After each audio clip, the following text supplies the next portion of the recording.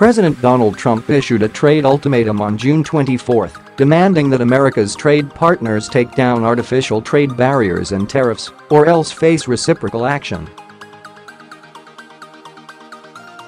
The United States is insisting that all countries that have placed artificial trade barriers and tariffs on goods going into their country remove those barriers and tariffs or be met with more than reciprocity by the U.S. Trade must be fair and no longer a one-way street, the president wrote on Twitter.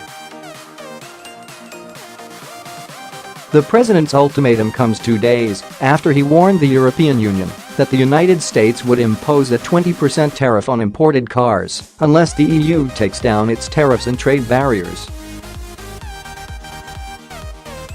The announcement sent shares of European carmakers tumbling. Last month, the Trump administration imposed a tariff on steel and aluminum imported from European Union, Canada, and Mexico.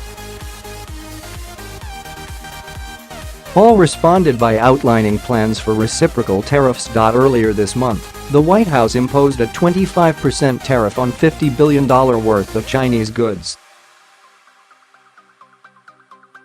China responded with plans for reciprocal tariffs on U.S. goods, and Trump jabbed back with a call for a 10% tariff on an additional $200 billion of Chinese products.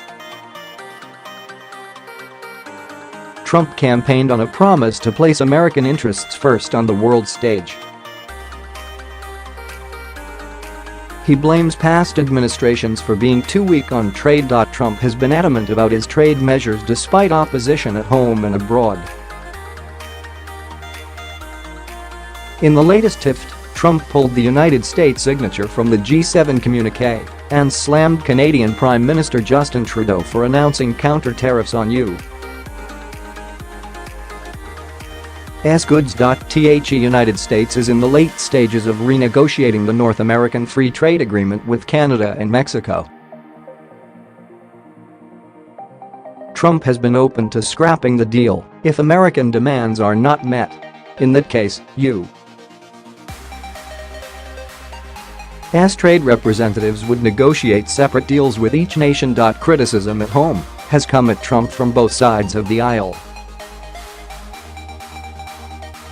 Conservatives generally oppose tariffs, especially against allies, while Democrats have been finding fault with virtually every Trump policy.